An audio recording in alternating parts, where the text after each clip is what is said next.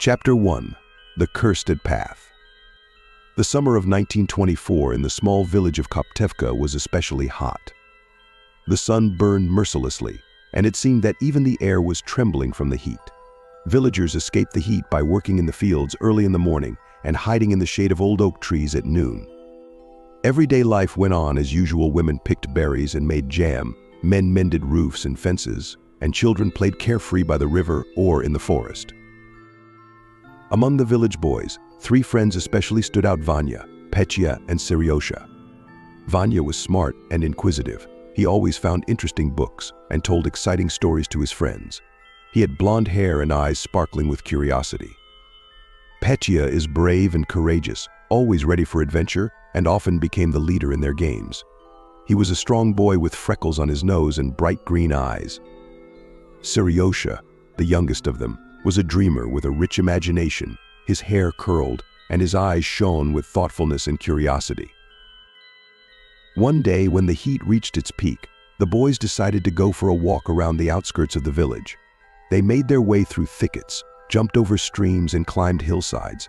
They loved exploring the world around them, and every day brought new discoveries. That day, when the sun was at its zenith, they came across an old path that had long been abandoned. The path led deep into the forest, where the trees stood closely together, their branches intertwined, creating a dense network through which sunlight barely broke through. The path was covered with moss, and every step they took was accompanied by the quiet rustling of fallen leaves. The path looked ominous and mysterious, but this is what attracted the attention of friends. "Let's go there and see what's there," Petya suggested, his eyes sparkling with excitement and anticipation. "What if there really is something terrible there?" Seryozha asked, his voice trembling with excitement and fear. "Don't be afraid. These are just fairy tales," Vanya reassured, his voice sounding confident and decisive. "We'll just take a look and come back." They made their way through thick bushes, on which their shirts and pants caught. The branches scratched their hands, but the boys did not pay attention to it. Their curiosity was stronger than their fear. The path became darker and darker, and soon they saw an abandoned hut in front of them. The wooden walls were covered with moss and mold, the roof had caved in, and the windows were boarded up. The door creaked in the wind, as if warning them against intrusion.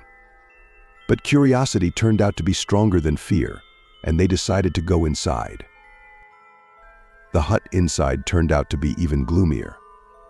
The floor was strewn with dust and fallen leaves, cobwebs hung from the corners, and every step of the boys echoed in the echoing space.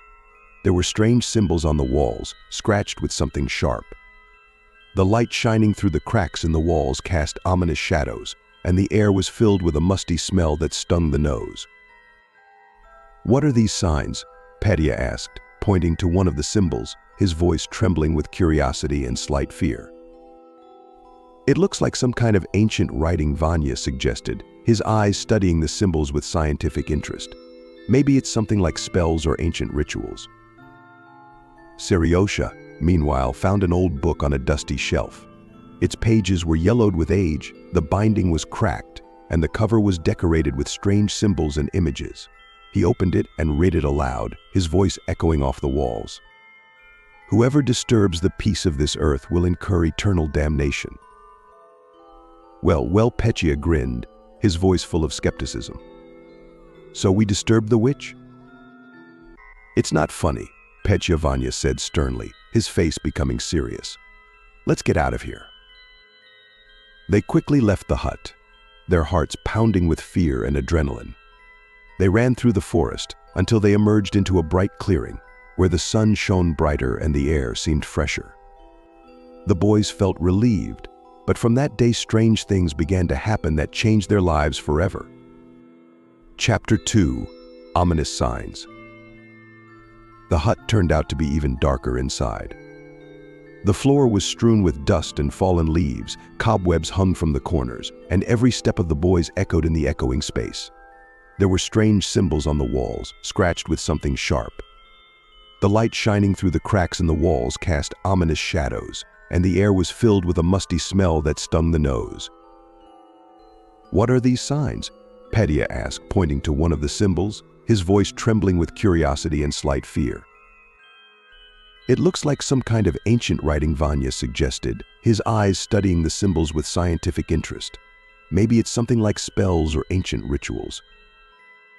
Seryozha, meanwhile, found an old book on a dusty shelf. Its pages were yellowed with age, the binding was cracked, and the cover was decorated with strange symbols and images.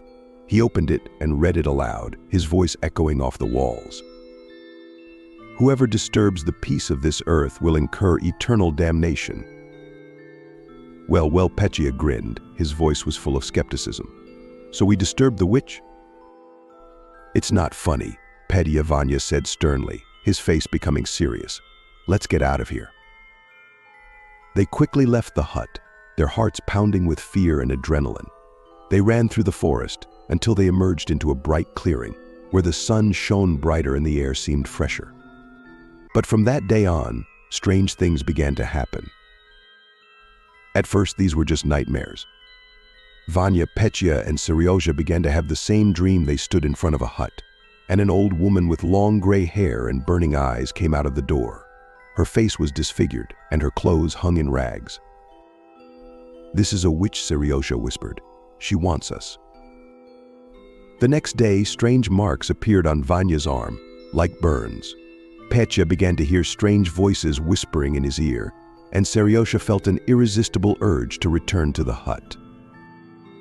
"We have to tell the adults about this," Vanya said, his voice trembling. "This is getting too dangerous."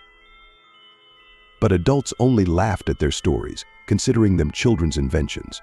They shrugged their shoulders and said that it was just their imagination, playing out against the background of terrible stories and legends. And then the boys decided to deal with the curse themselves. They began looking for information about the witch in old books they found in the village library. It was a small room in the old teacher's house, smelling of dust and ink. It turned out that the witch, whose name was Agafaya, lived here many years ago. She was a healer, but she was accused of witchcraft and burned at the stake. Before her death, she cursed the village and everyone who would disturb her peace. "We need to find a way to lift the curse," Vanya decided, his voice sounding determined. "There must be some way." They continued their search and came across a legend that the curse could be lifted if the witch's amulet hidden in the hut was found and destroyed. It was an old locket with ancient symbols that was said to contain a piece of her soul. "We must find this medallion and destroy it," Vanya said, his eyes burning with determination. "This is our only chance." Chapter 3 returned to the hut. That night, when the boys again went to the abandoned hut, the village seemed to be holding its breath. The moon barely made its way through the thick clouds, casting a deathly pale light on the forest. The friends walked in silence, tense and wary, feeling the cold creeping through their summer clothes. Their hearts beat anxiously, but everyone was determined to finish what they started. "Are you sure this is a good idea?" Seryozha whispered, hugging himself with his arms from the sudden cold. "We have to do this," Vanya answered, his voice sounding firm despite his fear. "Otherwise, this will never end." When they reached the path leading to the hut, the wind grew stronger, howling through the trees as if warning them. The path, covered with moss and fallen leaves, seemed endlessly long and dark. Every step echoed in their ears, and every crack of a branch under their feet made them flinch. Approaching the hut, the boys felt an ominous silence hanging in the air. The old building seemed even more ruined and eerie than on their first visit. The moldy walls and empty window openings looked at them from the darkness like eyes. "We must find the amulet and destroy it," Vanya said, lighting a candle. The light trembled in his hand, casting strange shadows on the walls of the hut. Inside, everything was just as dark and ominous. They searched every crevice, every corner, until they finally found a small silver medallion hidden under the floor. "This is him," Seryozha whispered, holding the medallion in his hands. His hands were shaking, his heart was beating so hard that it seemed like it was about to jump out of his chest. The moment they found the amulet, the hut began to tremble and shadows began to emerge from the walls. These were the shadows of people, dried up by time and filled with malice. Fear settled in their hearts, but it was too late to retreat. "We must destroy him now." Vanya shouted, his voice full of panic and determination. But the shadows were not going to let their victims go. The boys began to retreat, but soon realized that there was no way out. Shadows surrounded them, and they felt the cold creep into their bodies. Then Petya, gathering all his courage, snatched the amulet from Seryozha's hands and threw it into the candle fire. With a loud hiss, the amulet began to melt, and the moment it melted completely, the shadows disappeared and the hut became silent again. Their hearts gradually calmed down, their breathing evened out. They stood in the middle of the hut, feeling relief wash over them. Chapter 4: Confrontation. When the boys returned to the village after destroying the amulet, they felt that something had changed. The nightmares stopped, the strange voices disappeared, and the marks on Vanya's hand healed. They realized that the curse had been lifted, and their hearts were filled with joy and pride that they were able to overcome this horror. However, they soon began to notice that some things were still not quite right. The village seemed different to them. The shadows from the trees began to appear longer, the night sky became darker, and the sounds they heard at night became even more ominous. The day after the amulet was destroyed, the boys met again to discuss their observations. They gathered at Vanya's house, where, hiding from the prying eyes of adults, they began to share their fears and suspicions. "I'm sure the curse has been lifted, but something is still wrong," Vanya began, his face serious. Perhaps the amulet was not the only source of evil. "You're right," Petya agreed, frowning. "The nightmares have disappeared, but these strange shadows. I saw one of them in my room last night." "Me too," Seryozha added quietly, his eyes full of horror. "It seems to me that we are being followed." Vanya, feeling a chill running down his spine, suggested, "We should go to the hut again and see what else might be there. Perhaps we missed something." With heavy hearts, the boys decided to go to the damned hut again, hoping to put an end to this nightmare once and for all. They took with them lanterns, matches, and several amulets found in an old book to protect themselves from evil. The sun was slowly setting as they set off. The forest became darker and more sinister. The shadows from the trees seemed alive. They moved and watched them. Every step echoed and the fear grew by the minute. When they reached the hut, it was already completely dark. The moon, hidden behind the clouds, barely illuminated the path. The boys stood in front of the old building, feeling the cold penetrate them to the bones. "Let's go in," Petya suggested, trying not to show fear. "The sooner we do this, the sooner we'll get home." They entered the hut, and inside everything was just as dark and ominous as last time. The floor was strewn with dust and fallen leaves. Cobwebs hung from the corners, and their every step echoed loudly. But now that they had destroyed the amulet, it seemed that something had changed. It had become even darker and creepier. "We have to look at everything again," Vanya said, his voice sounding firm. "Perhaps we missed something." The boys began to search the hut. They explored every nook and cranny, hoping to find the source of evil. Vanya found an old book lying on the shelf. He opened it and began to read aloud. "The witch's power lies not only in the amulet. Her soul is broken into many parts, each of which is hidden in different places. Only by destroying all the parts can the curse be lifted completely." "That means we're not finished," Petya said, his voice trembling with fear and determination. "We must find all the parts." Suddenly they heard a loud crash. The floor under Seryozha began to settle, and he fell down screaming.